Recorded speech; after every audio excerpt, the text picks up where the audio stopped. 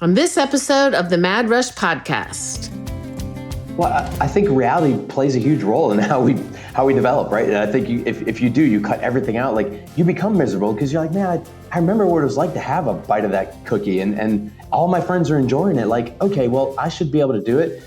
I think the caveat is that 20%, sometimes people is really 40%, right? And it's like, hey, try to be disciplined, really be disciplined with that. If anything, err more to 10% and hope that you hit 20%. I think that's the challenge with us in America. I mean, gosh, we have access to every freaking thing you want to eat. And somebody said this the other day, and it's not revolutionary, but when you're in the grocery store, stay to the outside.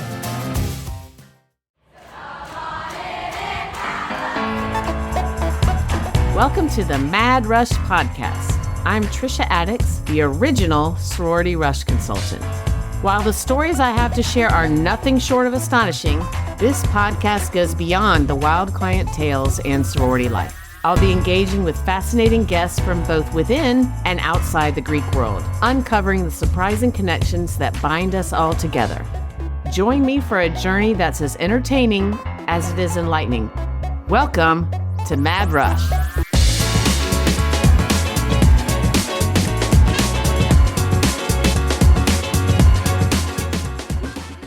So in the past, we've talked about mental health on Mad Rush, but we haven't addressed physical health yet. And today, my guest is the perfect person to do this. Nick Garrity is the CEO and founder of Strive Brands, and he also owns Alloy Fitness, where I work out. So welcome, Nick. Thank you for being here. Hey, Trisha, thank you so much for having me. I'm truly honored. Awesome. Well, I'm like, Nick has been a part of my health journey. I've struggled with my weight my entire life. I wish I'd had a Nick when I was in college, and I'm grateful to have he and his team at Alloy in my corner now. I was a classic yo-yo dieter as a tween and teen, and that continued right on through my college and beyond. I have talked about how my not getting into a sorority affected my mental health, but the correlation of feeling rejected and turning to food for comfort and thus a steady physical decline cannot be ignored. But it was so much more than that. I turned to food in every instance of my life. And about 4 years ago, I was the heaviest I've ever been. I've struggled with whether to address this on this podcast, but here goes. We'll have some pictures whenever we show this video, but they're not pretty. So in March of 2021, I, like so many people, was a hot, anxious mess. I was fat, I was scared of dying of COVID, and terrified of my lack of control. I woke up, as my husband says, every morning for 18 months, terrified that I was going to die. And that was from COVID, but it was because I had all the comorbidities, I don't know how to say that went with it. So I went to a new doctor and I laid it all out. She worked with me and I decided I had to make some drastic changes. I started with walking. I walked and I walked and I walked. I was the Forrest Gump of walking. If you live in Brookhaven, you've probably seen me walking. If you live at the beach, you've probably seen me walking, but that's what I did. I still walk 365 days a year outside, no matter what the weather.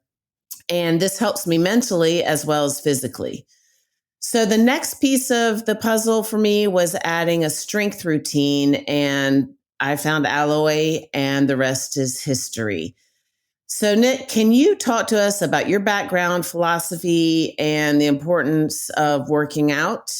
Yeah, I mean, obviously a lot to unpack there. Trisha, first and foremost, you are an amazing testimony to just what, hard work and being willing to make a change is. And I know you said those photos may not be pretty. I think it's an amazing story. I think there's a really cool inspiration that's contained within what you've done. And by the way, you're in the majority. I know we can throw up a lot of statistics all over and substantiate that people are not eating healthy and not choosing healthy options, way more often than they should. And so you're an inspiration because so many people can relate. And that's actually one of the reasons I built Alloy. I've been in the industry for 20 years. I've been fortunate that, I started strength training and working out, back when I was in high school playing sports and have carried that through my life. But I've had a lot of ups and downs, different stages of my career with different stresses, and I've been in some of the really high anxiety modes, and tried to figure out what I do about that. And sometimes it might be a little bit too much bourbon. Sometimes it's a little bit too much sweets, and so I'm not immune to it. But you are actually our typical client, and Alloy is unique in that we're going back to basics, and we just want to make sure we have a place that's comfortable, safe, and people enjoy actually coming to work out. And that's our mission, is to make somebody feel as soon as they walk through the door, they feel safe and that they're going to actually accomplish their goals with us. And that's true. And I learned recently when I was there working out, there is, and I haven't had the pleasure of working out with this guy, but there's somebody who's 94 that's working out. We literally have people from 15 years old to 94. Yep, literally 94 years old. Yeah. And another thing, he touched on this, but he has a history of this. You have actually trained and coached a lot of my kids' friends. We have one son who played D1 sports and another who chose not to, but they both, had a ton of friends who did, and you trained a lot of them. So that's cool. Yeah, look, I selfishly, I moved to Atlanta because we were starting this really cool golf performance place. And, I worked with Charles Barkley and Shaq, and then all these pro golfers. Guys and gals will spend a lot of money to improve their golf game. And so we leveraged that and we built the place. But what ended up happening is a lot of young guys and gals that wanted to go D1 or turn pro would come and work with us. We put them on 3D and look at their swing and all that. But again, make it fun to train. And we just want to make people better athletes. And that's anybody that comes in the door. So you said Charles Barkley and Shaq, they're basketball players. What are you talking about? You train them in golf? Like what? No, golf is the sport that people like to go to after they play competitive something. I mean, if you look at a lot of these guys in the NFL, they're like, I can play golf because it's still kind of athletic, but I can always get better. And it's the challenge, right? The challenge to keep improving and seeing results. So yeah, back when Barkley was on one of the golf shows, he was trying to fix his swing, and we actually did help him, but we weren't able to keep working with him for a long time. But yeah, no, we just made it fun, and we went through a lot of towels, a lot of sweat. And I'm sure training with Shaq, you had a lot of fun. I'm obsessed with him. So when our Marist War Eagles, which was my kids' high school, we were going to the state championship. I was the team mom because that's what I did, what I loved to be. I loved all things, my kids and football. And so I did this video where former Marist War Eagle football players said, their best wishes or whatever for going to state. And we had a connection with Shaq. And so Shaq came on this video and was like, go War Eagles. Woo-hoo. And I was like, I don't think that's what a War Eagle sounds like. I was like, what is that noise you're making?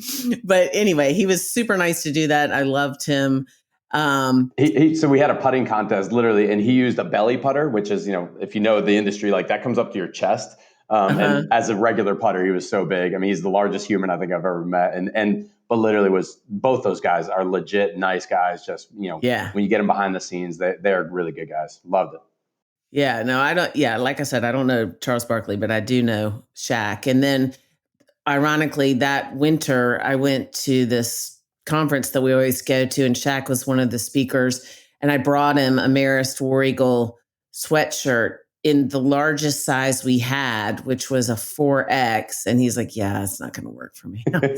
Every one of his cars is modified because he can't fit in it. So yeah, that makes sense. I get it. Yeah. I get it because I have a really tall torso and my husband has a very squat, he has a convertible and I have to bend in half and slide in but I'm not saying I'm Shaq's size, but I get having to modify to get in. Yeah. Okay. So for today, I think our purposes here and the purposes with this podcast are the health and well-being of college students and you can help with their parents too. So what if college students don't have access to a gym or Alloy Fitness? And walking and running are great. And again, I do it 365 days a year, not running. But what can you help what can busy college students start to work into their routines that they can maintain beyond college and during college when they may not have access to a gym? I mean, most of these colleges now have all this stuff, but Yeah. their schedules might not work out. Yeah, So, can you help us figure out what they can do of to course. start and maintain their health during college? Yeah, I mean, look, back when even when you and I went to college, we didn't have the same resources they have now. And I would say, first of all, like try to get to one of your facilities on campus, and usually there are trainers there. You usually don't have to pay for them, and they'll take you through a guided workout. Yeah, that's a great way to start. Just to have a professional kind of give you a little bit of guidance. But at the end of the day, and again, back to why we have alloys, we keep it really simple. We don't have any big flashy lights or equipment or anything like that. We know strength training is really important, so we do full body workouts every single time. We know that you've got to train in a upper body push, an upper body pull, a lower body a squat, a Wait, core. I'm gonna interrupt you. Why is strength training so important? Yeah. We know that we've got to get back to the basics and build strength, which means that you're building lean tissue, which is something that is proven over time will help you reduce injuries, burn more calories. So, we may not have the best diet in college and obviously going forward, the more lean tissue you have, and I'm not talking about a bodybuilder, Schwarzenegger, look, I'm just literally just the adequate amount of lean tissue to burn calories and help your body support itself. So just in walking around, and Trisha's not lying. I literally saw her walking around Brookhaven the other day. Like there's so much value to walking and just being active. But if you really want to get the most bang for your buck, you need to have some strength training in your routine. Our memberships are 2 days a week or 3 days a week. We just need consistency. It doesn't have to be 5 or 6 days a week. So a routine where you're doing a full body workout, some core work, lower body lunges and squats, upper body push-ups, and some pull-ups or some rowing. You really don't have to reinvent the wheel. I want people to find a way that they can make it consistent. And really, you can do a ton in about 30 minutes, especially when you're in college and you don't have to go through the whole warm-up process that we have to get these joints lubricated. So find something that you enjoy. I've been thinking a lot about this, getting ready for this, and I think finding somebody that'll do it with you, if it's a one friend or two other friends that you kind of say, hey, let's just go every Monday, Wednesday, Friday at 10 o'clock. I know we like to sleep in a little bit in college, so not all of us want to do 5 a.m. I was on the crew rowing team for one semester, and 4:30 wake up in college was not my ideal, so I get that. But I think if you've, especially in the sororities, you like find a couple of gals that you can go with, and hey, let's just kind of commit to each other. And it's never going to be perfect. You're never going to make every single session. But if you can reinforce that and build that little bit of community there, you're way more likely to hit your goals. Yeah, I love that. And you brought up something that I talk about, I think, every week ad nauseum, which is making connections. And that's a great way to make a connection, sorority or not. If you go out in your dorm and look around and see somebody who might be getting ready to walk, hey, you want to walk together? I think that's a great thing. And then you can then extend that into some strength training, together. There's so much value in that, and it's actually one of the core values we have at Alloy is look, we can coach everybody. We know how to modify the training and make sure it's all safe, but the big picture is we want every one of our clients to train with us forever. It's not, hey, come in and do this for a few months and then you're fine, you can go do it. Like, no, our clients need the accountability.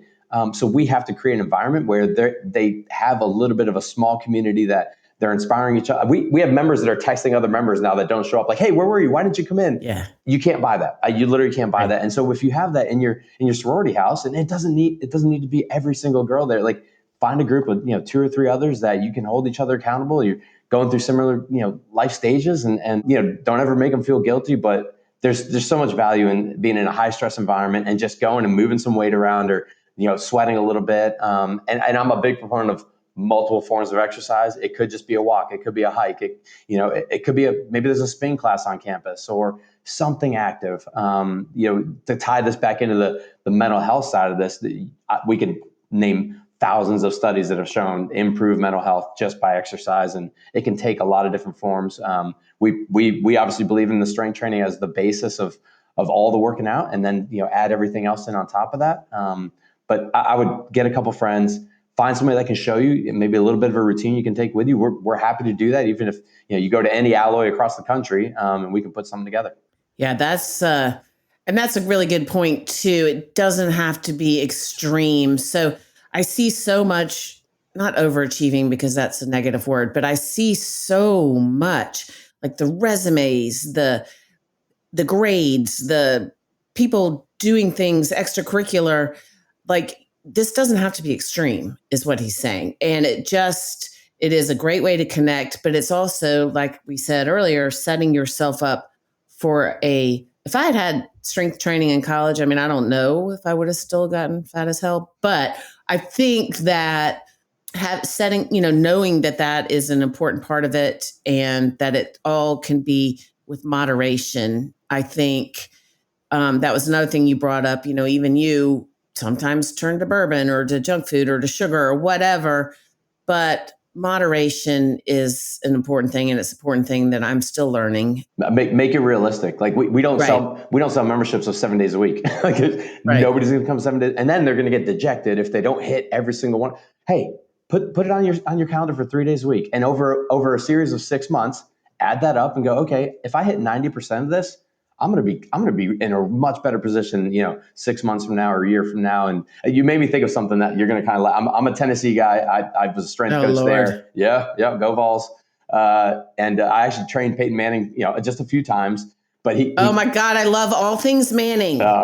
he's genuinely a great guy. But he gave a speech at one of our businesses, and he said, if I had this back when we're like, wait, where are you going with this? Like, what would you have accomplished that you didn't accomplish? Like, so it's funny you say that. Like, yeah, if I had strength training, like, no, Yes, if Peyton Manning had had alloy or strength training, he might have, I don't know, maybe played in the NFL or I don't know, yeah, won a maybe. Super Bowl. Oh wait, yeah. So I thought that was a little bit funny, but in all reality, like you don't need any earth shattering thing. You just please just move, be active, and when you find yourself in a rut, right, and you find yourself, there is so much value just getting out in the sun, going for a walk, breathing some fresh air, and then hey, if you happen to go to the gym and move some weight around, you're double dipping, right? So if I can encourage anybody, just don't make it some huge audacious goal. Like be practical with it, find somebody to do it with you, and I think you're going to see some pretty cool changes. Okay, so specifically, yes, and I will say that my, book, movie, podcast business it's been a little extreme in the past 6 months, and so I have not gotten there reliably. Well, reliably when I'm in town. But one thing that they have done for me is they give me a workout that I can do wherever I am. So I would love to hear some specifics because you're saying, move some weight around, and that's great and it's good advice. But are there specifics that you can do no matter your fitness level? I mean, there may not be, but are there specifics that you can do no matter your fitness level or how much time you have, like like a few things? Yeah. Look, our programming is actually quite simple. We have 5 core movements every time. There's an upper body push, an upper body pull, right? So a rowing exercise or a pull down or pull up, a bench press or a push up, a lunge, okay? So a squatting mechanism. So whether you're just doing both legs doing squats, and it can be body weight squats, a lunge, and then core. We do a lot of what's called isometric strength, which is your plank. And so look, YouTube is an amazing tool now, and you can look up, some core exercises. Philosophically, traditional crunches and sit-ups aren't typically the best for your spine. I am going to say as a caveat to all of this, in college, you typically aren't coming in with all the bumps and bruises that most of our clients have, where they've got hip replacements and shoulder surgeries and all this stuff. So you can generally go to your fitness center and find the machines. And I want to encourage that strength training. And so don't avoid a machine because you're like, oh, well, that's not the right way to do it. It's like, no, I want you to just get stronger. I think later in life, you can worry about really being careful more. And I'm not saying go willy nilly and do anything. But I think Right. if you think about those core movements, push something, pull something, do a squat and some core work, and you're going to hit every major muscle. And you can do that multiple days a week. You don't need to strength train 5 days a week. 3 days a week is probably great for most college students, for most adults. I mean, that's actually our maximum membership at Alloy is 3 days a week. Make it practical and have some good recovery. I know sleep is one of the biggest things you can work on in college, and typically is quite undervalued. But that's where you recover. That's where you get most of your strength gains after your good workouts. That's good to know. Speaking of recovery, I have noticed after I work out, I'm starving. when I come. Well, it's usually like a couple hours later. Is that typical? Your body wants to be fed so that it can regrow, right? I mean, like I said, when you sleep, that's when you take the work that you've done and utilize it to build more lean tissue, right? To get a little bit stronger. And so it needs fuel for that. Obviously, we're huge proponents of protein. You've probably seen that a bunch in our newsletters and what we sell in the studio. I He's mean, assuming, just for the record, that I'm reading his newsletters. I'm not, but so you could say what your newsletters say, and don't even try to act like you're writing these newsletters. But continue. Work smarter, not harder, right? Well, hey, right. just so you know, I listen to your podcast, and I'm following an Emmy Award winner. So yeah, thanks for setting that stage. Yeah, exactly. But she's this. Yeah. You're that was done pretty for. cool. That was pretty cool. So look, I just please lower your expectations. Yeah, no, I mean, just make things practical. Like, yeah, if you're hungry, don't overdo it, right? Just go out, get some high quality protein. And what we try to tell the message about protein is it will help satiate you, which means it'll help curb your appetite for sweets and things like that. If you overload with protein and vegetables, you're less likely to go to the sweets. So maximize that as much as you can. All right, that's good advice, and one I wish I had in the past. So okay, so talking about my weight loss, or because we're talking about me, want to talk about me? That's a Toby Keith song. I love him, as anyone who follows me at all knows. So, what do you think about? And you don't have to be blanket on this, but what do you think about Ozempic and the drugs like that? What do you think about that in general? Yeah, there's a few directions we can go with this. I think first and foremost, if used properly, it can be a great tool to save somebody that really needs it. Okay, and I want to say, like, I'm not against it. I think there's a portion of the population that unfortunately could really benefit from it. What we're seeing is now abuse, and we're seeing that people are taking it because, oh, I can lose 20 pounds, and some of the people don't even have 10 pounds to lose. And so, yeah, there's always both ends of the spectrum. I would say I would much rather see somebody like you that goes, hey, I'm going to just commit to just being very consistent over a long period of time. And your story truly inspired me. I was, again, extremely honored to be on this because you're somebody living it. You're somebody just said, I made a decision to be healthier. And you didn't go and make some big audacious change. It's just, I'm just going to commit to walking a lot. And now you're saying, well, the next level is to build some strength in there because now I can see how that's going to benefit me as well. So I'd rather see somebody make a change that is not hugely overwhelming, right? Just some quality. And we live by the 80-20% principle. 80% of the time, be as healthy, as good, as well behaved as you can. And then 20% of the time, enjoy it. And if you just can commit to that, you can enjoy some of the things you still love, but see some true progress. So back to Ozempic, it was designed to help people, I think originally with diabetes, right? So get them away from a life-threatening stage. And then now, as we do all over the world, we take advantage of something and all of a sudden it's leveraged in the wrong way. And so I would be very careful with that. I will say some of the studies are showing that when people do lose weight, there's a high percentage of lean tissue that's lost as well. But the COO of Alloy, she went on it as a test with one of her friends. She maintained her Alloy workout. So did the strength training. She lost I think it was over 90 days. She lost only a half a pound of muscle and lost 17 pounds of weight. Of fat. And so it can be done. I just encourage people, man, just think really wisely about how you're going to progress with it, and don't think that it's a silver bullet. There are still no silver bullets. It takes some hard work. It takes some dedication. It takes a long time to see results happen. So I hope that's a kind of a clear enough answer to that. Yeah, that's great, and that's it's like anything. You're the expert on this stuff, and not that you're not a doctor, but I was about to say you're not a doctor. I just play one on TV. Yeah, I was about to say I don't think you are, but yeah.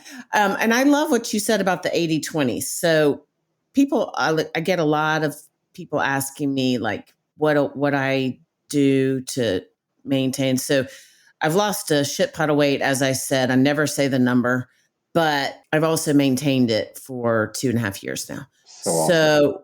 Well, thank you. But so a lot of people who knew me before and know me now are like, how do you do it? And I did not, well, I haven't eaten sugar in 4 years, but that's a totally different thing.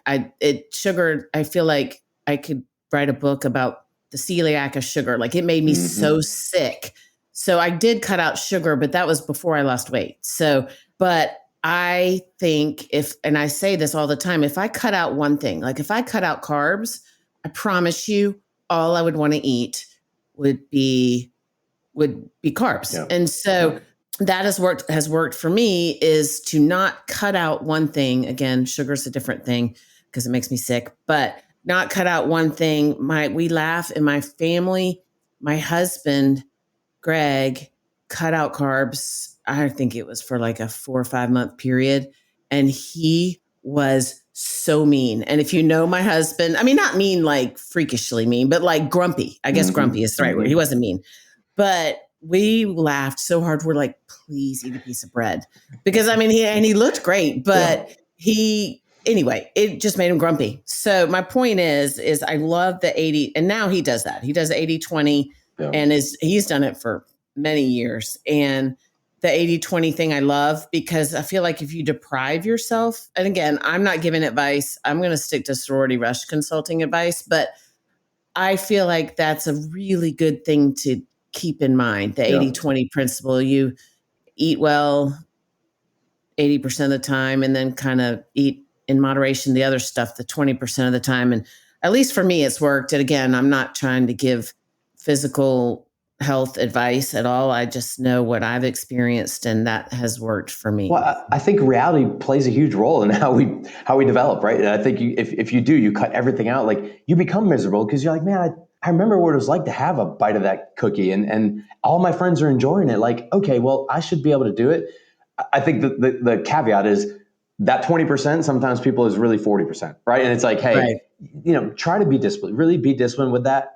If anything, err more to 10% and hope that you hit 20%. I think that's the challenge with us in America. I mean, gosh, we have access to every freaking thing you want to eat. And somebody said this the other day, and it's not revolutionary, but when you're in the grocery store, stay to the outside. And if you purchase 80% of your groceries from the outside ring of the grocery store, you're going to be much healthier than most of what's in the middle. And I think if you just apply that in general to a lot of the different things that you do, and I mean, even for us, like work out 80% of the days in the month, and 20% go kick your feet up, sit by the pool, have a margarita.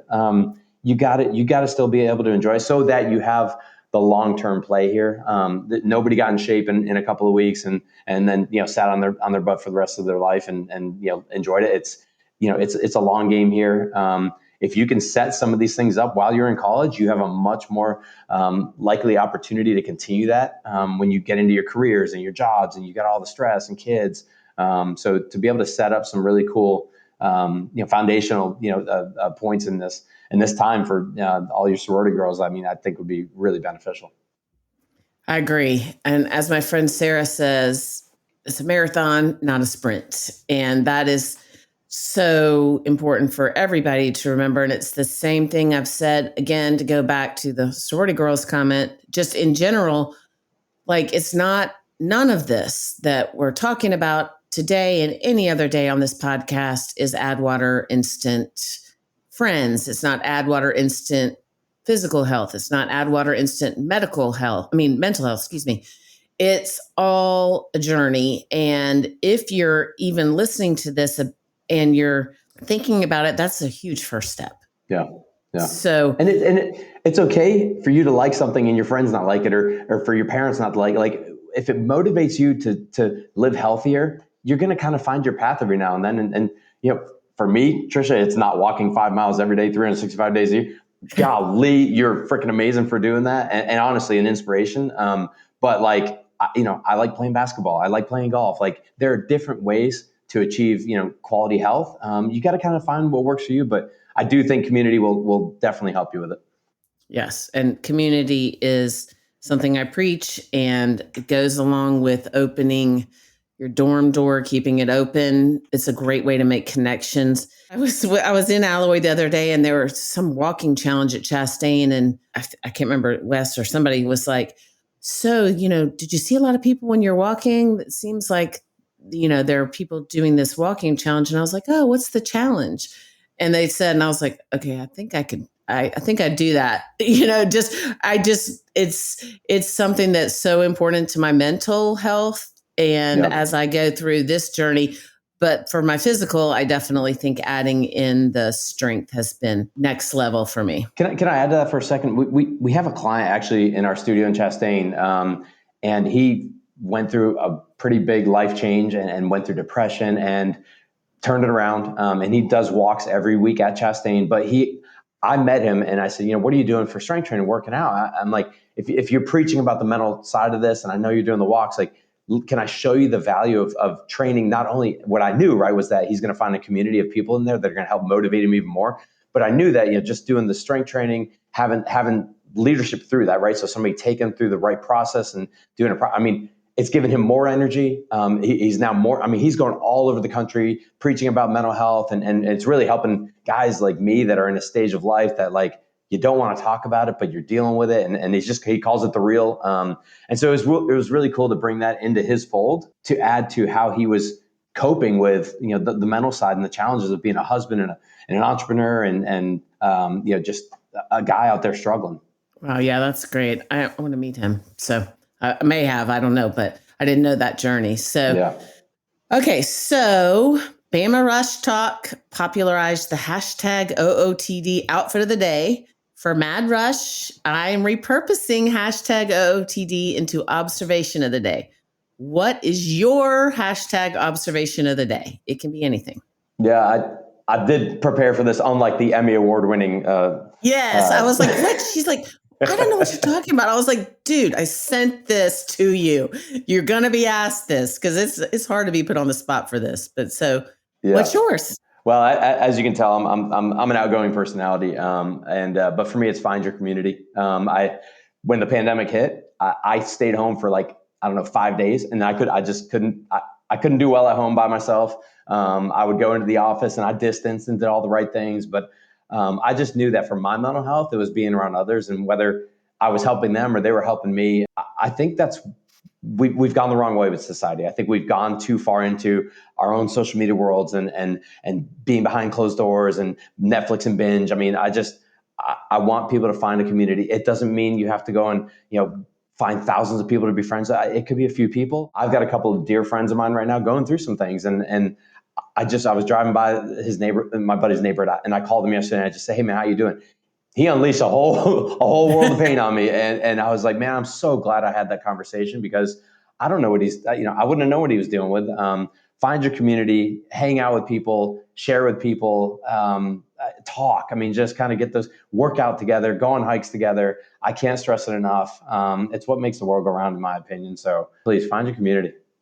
Yeah, I love that. And I'm so glad that I have found you and Alloy. And it is every time I talk to someone on this podcast, I'm like, wow, this is why they're on the podcast with me.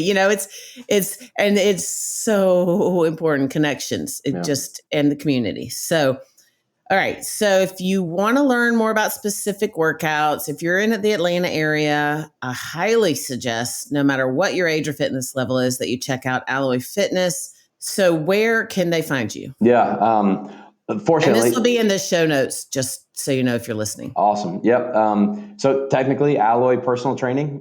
We literally sell personal training in a small group. That's our mission, is that everybody has individualized workouts. So if you go to alloypersonaltraining.com, there's, I think, 70 open across the country now. Oh wow. Yep. I was actually just at the annual conference this weekend up in Alpharetta, and there were over 250 owners and directors and coaches there. So it's really cool to see it growing. And as I mentioned before, we're not reinventing the wheel. We're just creating spaces where people feel really safe and confident, and build a community to keep getting better and healthier. And so, yeah, we've got 3 studios here in Atlanta, in Chastain, Peachtree Corners, and Johns Creek. And we've got 3 more territories we're hoping to build next year in Alpharetta, Milton, and another to be determined. And hopefully, honestly, my number is 40 or 50 of these. I want to change a lot of lives. And look, it's selfishly, I've been in this industry for 20 years. I want to give my coaches this opportunity to have a career, right? To be able to see somebody like you come in and help change your life, and for the better, but also change their own lives. And we've got coaches with kids and families, and personal training world's a little bit tough. If you're eating what you kill and client doesn't show up, you don't get paid. So I think we're able to give some really good opportunities to our staff and build something unique. So thanks for having us on here. And Trisha, one of the things, like, I got to give you props. Like, you're just real. I think there's an attractiveness about that you're building your own community, right? You're helping the sorority, but there's so much more in there that you're offering. I mean, I got a 2.5-year-old daughter, and I'm scared for the world she's going into. But if there are people like you out there that are giving insight and helping them get a leg up, just building confidence and making proper decisions, that means a lot to me. And the world needs more people like you. All right. So now I'm crying. Geez, thank you. No, that means a lot. And you are the first podcast guest to make me cry. Anyway, thank you for that. That means a lot. And that is why I do what I do. So anyway, thank you for being here. I appreciate it. I admire you. I admire your tenacity. And I think if people listen to you, then we're on our way to a healthier, happier college and beyond. So thanks again for being here. No, my pleasure. Thank you so much. Let's go change a bunch of lives. All right, let's do it.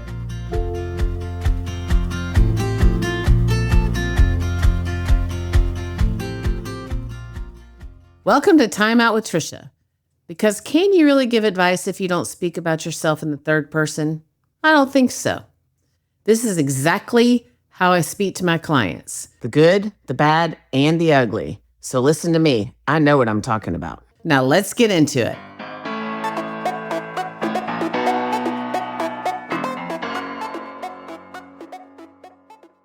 I get a lot of questions via DM, but also I've been getting them through the years about boys going through Rush.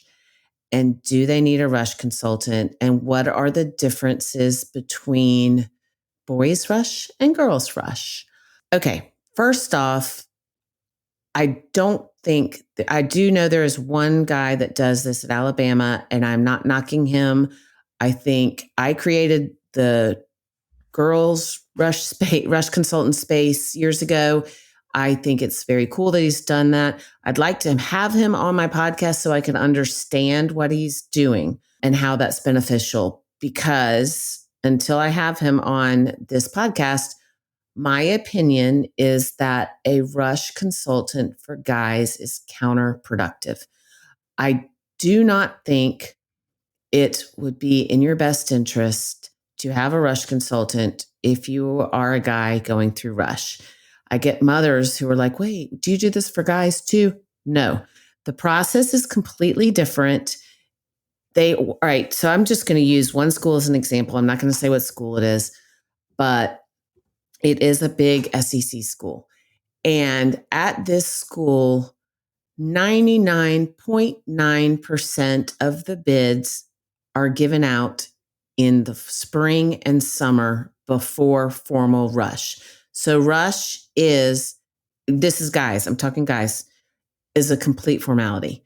It is something that they are doing because they have to, but the bids are given out early. And this is for most fraternities. It's not for all, but it's not something that you have to prepare for and navigate in a way that girls do. So that said, I don't see how a rush consultant can help you in this world. What I can tell you that will help you as a guy rushing is don't travel.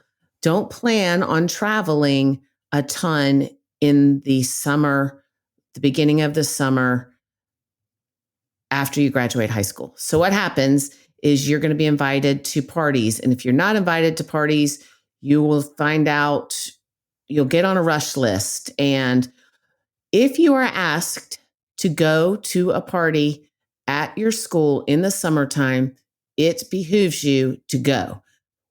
Change your schedule around and go. So if you're planning I've seen this bite people in the ass because they are camp counselors and they are at camp all summer. So what's happening is these guys that aren't at camp all summer or traveling are going to these parties and they're getting bids during the summer. So my advice would be to clear, if this is something that's important to you and you want to go through Rush as a guy, be available in the spring and summer. I'm not saying you can't take your family vacation, but it is very likely that these pledge classes are going to be full before formal Rush in the fall.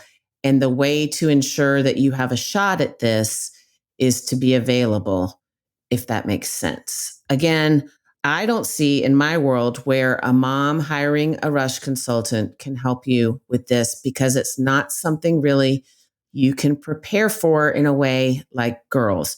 It is more something you just need to be available for. It's a much more relaxed process. It's even a more relaxed process during formal rush, but it's also, the reality is many of these bids have been given out. If you are from out of state, I realize the challenges this presents, and they do sometimes hold spaces for out of state guys, but there aren't a lot of those spaces.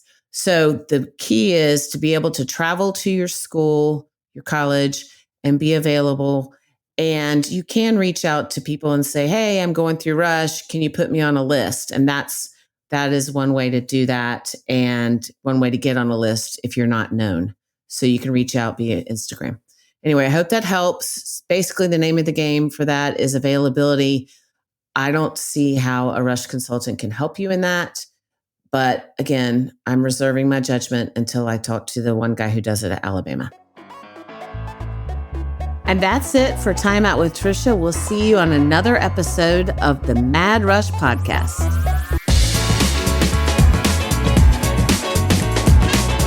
Thank you for tuning in to another episode of the Mad Rush Podcast. If you are enjoying this podcast, please consider leaving us a 5-star review. For additional Rush tips, updates, and more, please follow me on Instagram at Rush with Confidence. If you would like to reach out to us, or for more information, please email info@madrushpod.com. This podcast is produced by Collier Landry and Don't Touch My Radio. Copyright Trisha Adams.